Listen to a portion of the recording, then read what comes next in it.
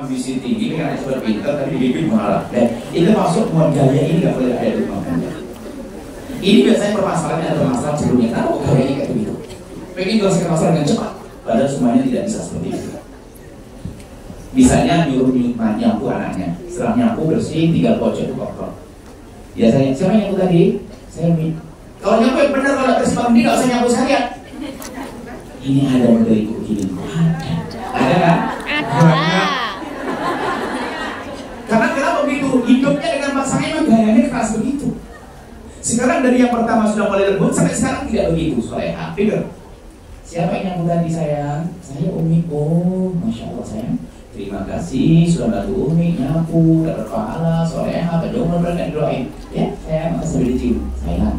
Cuma nanti kalau mau nyapu lagi ya, bagian sini harus paling penting tuh yang kolong-kolong tuh ya, sayang ya. Oke, set.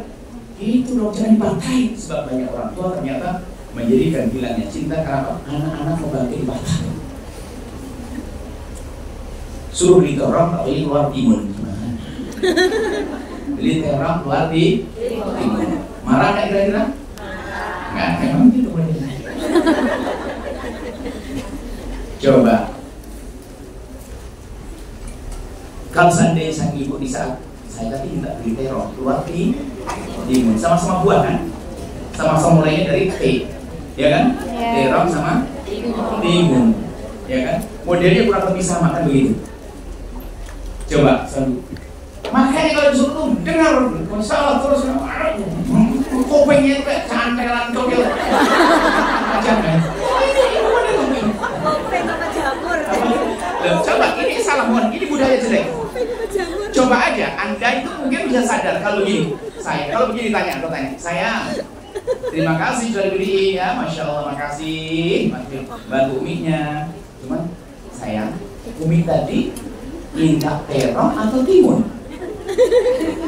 Coba, anaknya bingung, ibunya juga bingung loh tuh. Ya Mi, jangan-jangan ibunya salah ngomong, ayo. Mungkin nggak salah ngomong.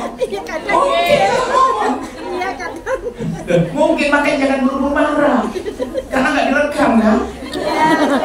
Ini budaya itu, mohon maaf, ini contoh kecil. Tapi budaya orang tua begitu ini merusak anak, sehingga anak tuh salah lagi nomor saya. Artinya apa? Kerjakan suatu hasil paling juga juga dimana? Sehingga mau sekolah pun dia, sehingga takut ditanya. Kamu pertanyaan anak, ibunya pun bukan terima kasih sayang sudah memondok sekolah, makasih Pak. Nah, sudah berapa kamu?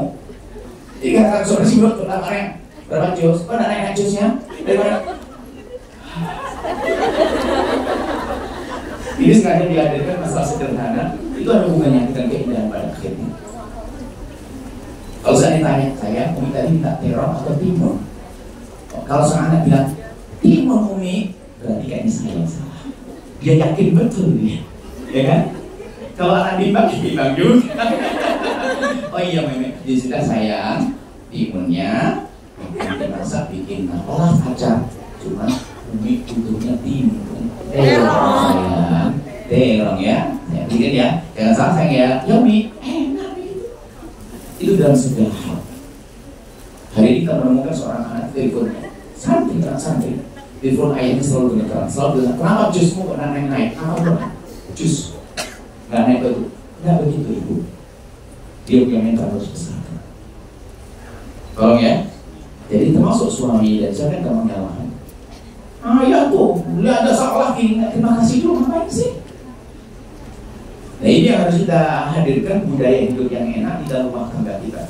Itu adalah kumpulan ketidaknyamanan itu menjadikan kejenuhan, menjadikan sehingga tidak ada masalah. Akhirnya alhamdulillah, setan membuka celah-celah yang haram. Jadi jangan dirasui. Tidak itu dibangun perlahan demi perlahan. Bukan seperti beli koko langsung jadi, saya beli 10 juta mesra. Nggak ada. Harus ada proses. Prosesnya dari dirimu sendiri sebelum dia. Sehingga dalam bercinta nanti, kalian sudah pasti kalau diklat cinta itu ada. Jadi dalam bercinta itu adalah pelajarilah cara pasangan mencintaimu, jangan menyuruh cara pasangan memahami cara mencintai. Ini penting. Ini kalau nggak punya cinta kayak kalian, sebagian nggak paham bahasa cinta. Yang cinta. Ayo, paham cinta? Rasakan nanti indah. Wah indah sekali semua. Sebelum masuk surga sudah episode. Ya Allah. Baik, jadi termasuk urusan anak. Jadi ternyata menjadi suri teladan itu dari situ kisahnya. Dari kamu mengingatkan yang baik. Jadi kalau motivasi jangan hanya mematahkan saja. Mematahkan saja. Mungkin ada anak gak naik kelas, jangan dipatahkan juga. Hibur dari sisi lain, saya kamu gak naik kelas, hanya kelasnya saja gak naik, tapi kamu dapat pahala gak sih? Pahala. Kayak gitu dipahamkan. Jadi beri motivasi terus, sehingga dia akan nyaman duduk dengan saya. Nyaman dengan dulu udah siap dulu sama ibu, nanti kalau tidak disalahkan ditanya ini itu dan sebagainya. Oke gitu, kenapa modelnya berapa ini? Kok turun? Kayaknya paling ketakutan. Akhirnya apa? Dia sudah pesan sama orang untuk membuat rapot palsu. Bayar dia 500.000 rapot palsu. Persis. Di sekolah beda. Ini karena apa? Anak ibunya biasa marah-marah, ngajari jahat juga pada akhirnya.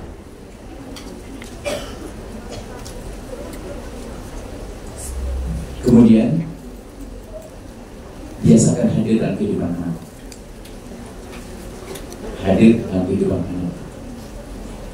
Suatu ketika kalau duduk dengan anak, maksimal duduk dengan mereka. Saya teringat ibu dan tercinta. Sampai kadang-kadang kalau ingat Bu Umi itu, saya berharap kalau ibu-ibu kayak Umi semuanya tanya. Jadi waktu kami belajar dulu itu sekolah ini, tidak pernah beliau tidak ada di samping kanan. Setiap hari orang kampung. Mana yang tadi dia ngomong tadi itu? Nah itu kalau mayang mana tadi yang kalau mayang sengat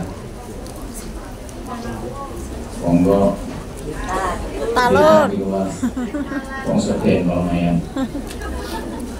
dusun. Jadi Umi itu samping kanan sambil dia baca megang prospek, kemudian sambil mengkasih beton dikreweng sama kacang dikreweng, linjur dikreweng. Tapi dikreweng orang itu kadang-kadang kalau dibakar kan halus semuanya, dikoseng. Kalau bahasa Jawa Baratnya di sangrai, bahaya banget. Kalau orang Cina orang Korea aja sangrai. Ya, ini sudah kami seperti itu. Subhanallah. Coba kalian bayangkan saja biarpun sebelum terwujud. Jika kalian budayakan bisa anak kalian belajar, kalian motivasi sampingnya. Sambil sesaat megang pundaknya, terus aku piye? Allah. Dahsyat. Tapi ibu hari ini subhanallah, memang betul dia katakan, saya belajar ya pinter ya. Ibunya main YouTube di sampingnya. Ibu gombal mau jadi teladan panutan. Scroll TikTok. Ini hati kenyataan, anaknya kedua. Belajar ibunya nonton, belajar. Scroll TikTok. Termasuk mohon maaf saya, handphone di rumah itu ada aturannya. Ini juga membangun kemesraan. Kalau sudah di rumah kalau bisa dihindari handphone. Harus kalau seorang ibu mulai minta izin kalau tidur ayahnya. Saya punya telur ayah. Itu batasi kelihatan diri sendiri. Kita manusia punya siapa? Punya kekotoran hati, kotoran mental. Nah, bayangkan anaknya kumpul semuanya, ayahnya ada di sana, ibunya ada di sana. Ini handphone masing-masing. Mana keindahan terus? Kalau dalam urusan handphone kami teringat dengan seorang bukan muslim Amerika. Itu pun 88 tahun 10 tahun yang lalu. Dia melihat catatan kecil seorang ibu Amerika yang cerdas. Ibu Amerika yang cerdas. Beliau mengingatkan bahwasanya muslim jangan meremehkan urusan handphone. Itu bahaya besar sekali, luar biasa. Maka jika engkau ingin memberikan handphone kepada anakmu, hendaknya harus ada komitmen. Sebab seorang anak itu dengan perjanjian di awal lebih mudah untuk diingatkan. Kalau sudah terlanjur menonton, diingatkan sakit hatinya. Kalau dari awal dia tahu itu ya, dia sendiri yang menginsyafi. Sampai beliau itu orang Amerika itu buat 10 catatan. Kalau engkau akan memberikan handphone kepada anakmu, paling tidak punya catatan. Satu, handphone bukan handphonemu sayang, tapi handphonenya mama. Kedua, handphone tidak boleh pakai pin sayang. Okay? Nah, ketika handphone hanya di satu berada di rumah, sampai di rumah kan kalau misalnya ada sama Umi sama Dedi, kemudian handphone setelah sampai rumah dipakai di sana, Umi bisa buat muka suatu waktu. Umi pun boleh pakai suatu karena habisnya ada 10 tahun. Hari ini alhamdulillah, dan dia menemukan langsung kejadian anak dibebaskan dengan handphone sampai rusak urusannya gara-gara apa? Ibu yang berikan alat waktu ibu yang kerja di luar negeri. Dikirim alat elektronik yang bagus dari luar negeri, dari sebab dia ngerti zina segala macam. Ibunya di luar negeri kerja keras, pengen pakai anak merusak dengan yang dikirimnya. Itu nyata. Itu hakikat. Dan dia menemukan kejadian semacam itu. Itu di saat ibunya tidak ada di rumah lebih bahaya lagi. Saat ibunya di rumah saja sudah tidak ada. Ada rambu-rambu sehingga bukan dia nempel. Ada seorang ibu anak nempel handphone, kalau tidak nempel dia bukan dia lagi. Kemana handphone? Nempel di sini ya, di jilbabnya. Kalau di kotak bukan dia. Ada tak? Ayo. Asal. Radiasi kanker dunia mati selesai. Tapi kalau sudah kanker mental, kanker akhirat, naudzubillah. Nah ini termasuk anak-anak budaya hadir. Jadi hadir itu maknanya di saat bersama anak, keluarga itu maksimal dengan mereka. Yang punya kerjaan seorang laki-laki tinggalkan laptop semuanya. Saya nggak ada. Kalau anak anda pengen ngomong, sambut dia. Dia umur 2-3 tahun dia ngerti. Ada sebagian orang tua, sudah nanti aja saya, ayah saja saya ya. Ayah sibuk. Gimana bisa baik? Kalau seandainya ada anak dengan apa saya, terus dia berhasil bakal ngomong, dia berani untuk mengungkapkan keinginannya. Dan diyakinkan pada dia bahasa kita betul. Oh masya Allah saya, anak ini berani nanti. Terus tapi sekarang enggak, karena si ibunya main kubur main handphone gitu. Naudzubillah, subhanallah. Kalau handphone, sedikit masalah handphone. Hati-hati dengan tontonan di handphone itu yang rusak mental. Kalau rusak mental itu bukan urusan syahwat. Sampai suatu kita seorang perempuan ini kejadian, dan ternyata tidak 1-2 dia tak soleh, tidak pernah keluar rumah soalnya. Ternyata dia main handphone, suaminya mencukupi secara seks, suaminya sangat mencukupi. Cuman ini nggak tahu kan setelah suaminya marah mau cerai, sehingga Buya katanya permasalahannya, sehingga tahu kronologinya gimana. Dan Buya harus mendamaikan orang ini. Karena perempuan ini kalau di rumah, suaminya kalau pergi, dia biasa nonton film porno. Filmnya nggak baik. Cuma setelah nonton film nggak baik, rumahnya ada berkembang, dia pengen coba komunikasi dengan orang.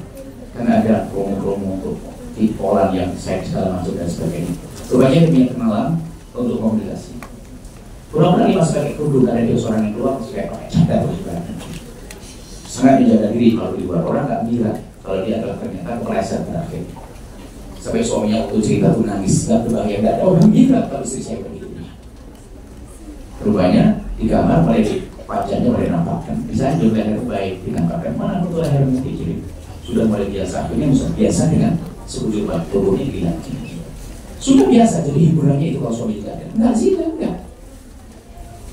Rupanya sudah menanjabi dia, tontonannya kotor, dia sudah mulai biasa. Subhanallah, suatu ketika hanya janjian saja pengen beli jus di kota. Dari tempatnya itu gak pulang, hanya 15 menit ke kota, beli jus. Betul, beli jus. Dan dia pakai foto begini dari amannya. Beli jus katanya nggak tahu, langsung lihat hotel. Hotel ini samping menjual jus. Dia juga waktu nggak masuk hotel dan hanya butuh waktu hanya 4 jam saja.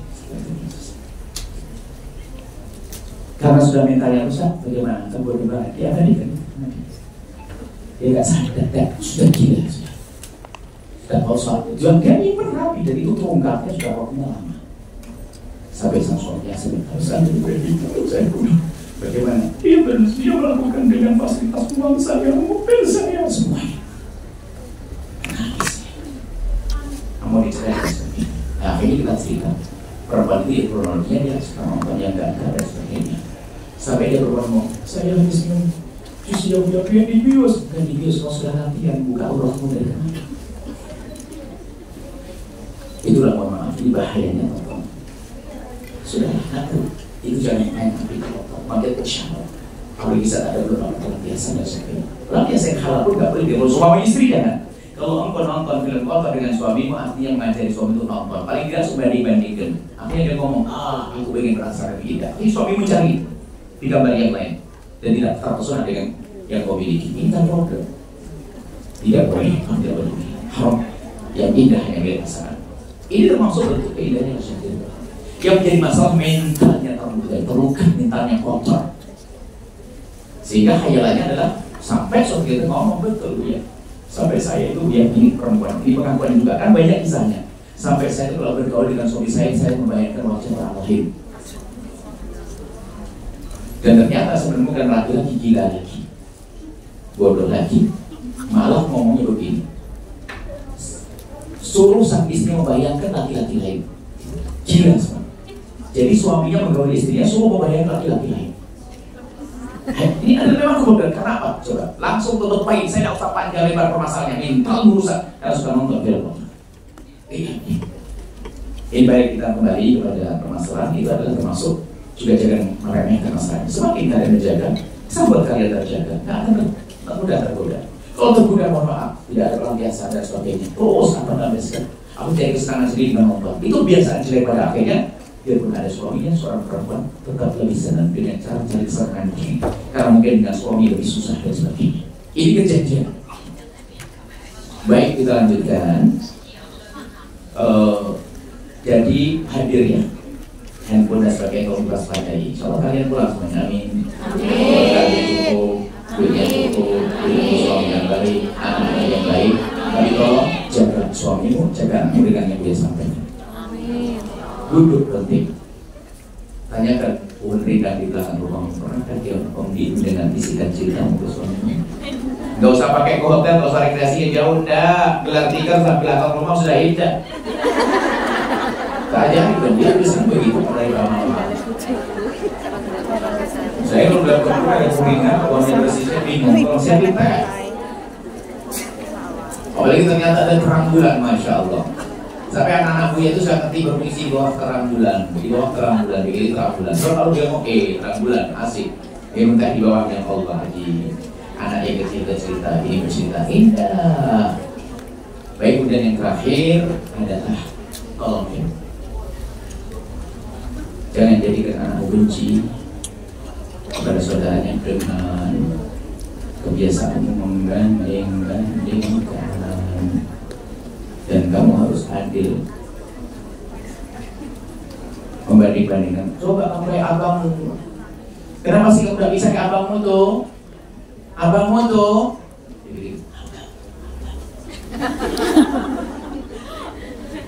mematahkan mentalnya.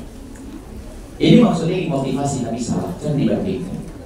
Diam-diam dia akan punya kebencian, pendam, dan akan subur darinya. Sehingga dia tidak cinta pada agamanya. Awal perebutan magris pada akhirnya. Termasuk orang tua yang sampai tidak adil. Awas saja, dia pun ada anak bandel, nggak boleh harus adil tanpa keadilan mereka. Peluk. Ini semuanya. Jangan kalau anak ini langsung gini, yang lain enggak. Hati-hati, dia adil itu bahaya sekali. Apalagi kadang-kadang paling nuruti anak mama. Jadi ada anak satu yang disayang. Kalau dia ngomong apa saja pasti dituruti. Yang lainnya antar dulu. Sehingga saudara-saudaranya kalau ingin sesuatu itu mesti lewat adiknya.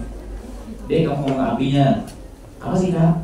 Kita mau ke rumah nenek di sekolah ini. Iya kak. Bang, mau ke rumah nenek di liburan ini gimana? Oh, iya nggak apa-apa. Dan kalau dia kan tidak sih, kalau kita guru-guru. Itu hakikat ya. Ini nasihat sederhana begini itu harus kalian terapkan. Ini kita menemukan problem dia berhadapan dengan manusia. Kenapa kerusakan anak? Kenapa rumah tangga tidak indah? Bagaimana indah kakak adiknya saling benci? Ayah yang tidak adil. Ternyata keadilan adalah sebagai teladan. Mungkin ada yang baru kau marahi di belakang yang lainnya. Membawa ke kamar istri, saya mohon maaf. Minta dimarah kepada kamu ada adik ini, saya mohon maaf. Jangan merasa saya rendahkan pada adik. Hati-hati. Itu termasuk ilmu pendidikan. Kami menjadi istri teladan. Anugerah. Gambarannya kayak begitu. Insya Allah rezkinya cukup. Amin. Pulang, tidak ada yang membentak di rumah. Gak ada marah-marah, gak ada cemburu, gak ada propas rapi, dengan anak yang baik,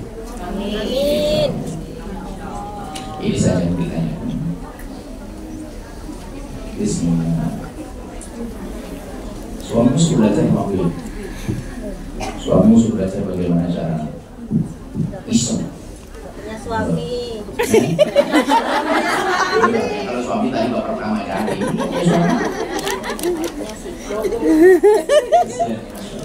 Aku jangan Dari sini sebagian kelompok ada orang nggak punya pasangan langsung bilang kesian.